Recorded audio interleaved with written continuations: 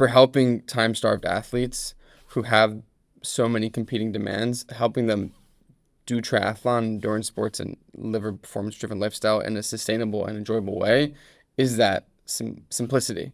Because when someone finishes a long day of work building a company or finishes a long day of being a busy parent, the last thing they have time to do is open up a workout and see complex terms when they're getting in the pool. They need to know what they're doing and maybe one or two reasons why. Yeah. And so I think that simplicity is really key for what we do today.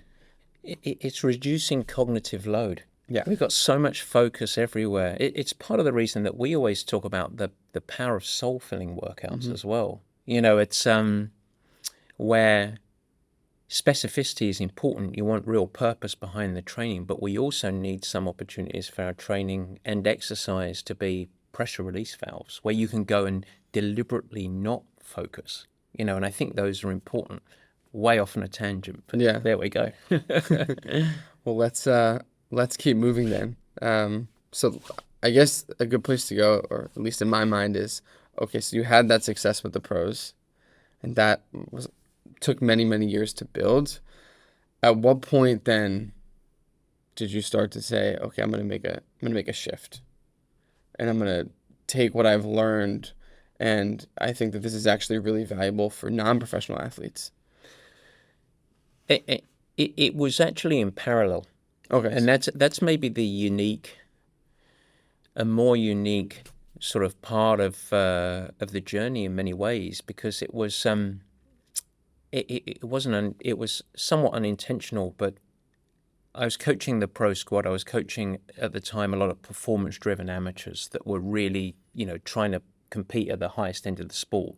Rich Viola, fantastic, the founder of the Everyman Jack team. Coached him, great athlete, wonderful human being. Sami Inkanen, a lot of people know his story. So these people that were very, very serious amateurs. But what I started to find was that the people that were getting most excited about this methodology were actually people that had very different aspirations. And a part of it was from referral, but also we were based in San Francisco. Started to work with a lot of time-starved C-suite executives, and it's striking how similar the process was. I talked about the pro athletes and righting a wrong, and my first ambition was not allowing them to make the same mistakes that I had, say, this foundation of health.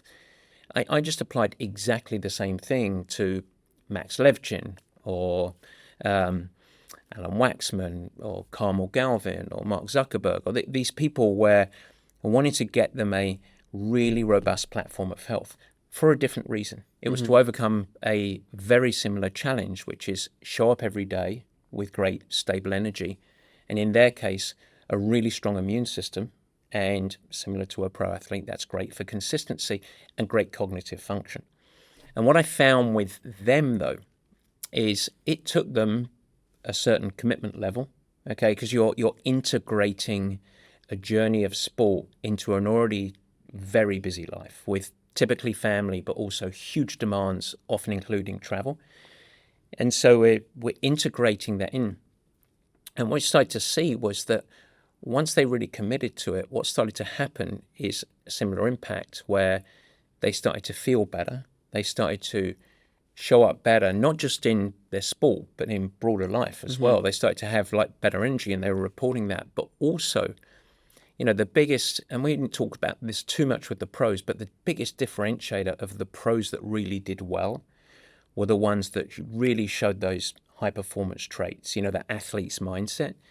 These folks, these executives, that was the same thing. They started to ignite this greater resilience, greater adaptability, very, very coachable, organizational effectiveness where they had to prioritize, and all of these things where it started to have this bigger impact. And they kept giving me the feedback across all of these executives of it's actually helping me get an edge in the workplace.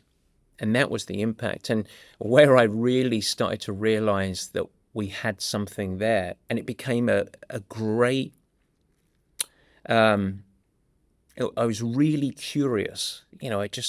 I had equal passion on the time-starved athlete as I coined it. It was such a fascinating challenge. But when these executives started to take exactly the same concepts that effectively would apply to our pro athletes, and they started bringing it to their teams, and they started to say, okay, look, I've sort of enjoyed working with you and it's fantastic, but I want to take these concepts to the team around really as a route to invest in their team as human beings and help them show up better in life, but also to get greater output and results. That's where we really started to say, hang on, let's take these concepts, let's adapt them, but from their origin exactly the same as a pro athlete, let's adapt them to the time staffed. And that really became Purple Patch as we know today. And the one thing that was, we talk a lot about those win cycles and winning, etc. It turns out that winning is really fun. Who would have known it? But, these executives like, my team's doing better, greater productivity, greater results. And ultimately what they're saying is they're winning more. And they're just having fun because they've got the same impact on their side as they really did with what we experience with our pro athletes. Because I think the big reinforcement mechanism, the really important part, was them bringing it to their team rather than them just doing it as an individual. That's where they started to get the flow. And they had those people, that creating that culture. Yeah. It's funny. It is fun. I think it's also, people don't realize how bad they feel until they go through a purple patch when they feel really good. Yeah. Like, you can talk about sustained energy level, daily energy levels to a lot of people, and it doesn't really ring a bell. They don't understand what you're talking about. And then they go through a time when this is what it means to feel good.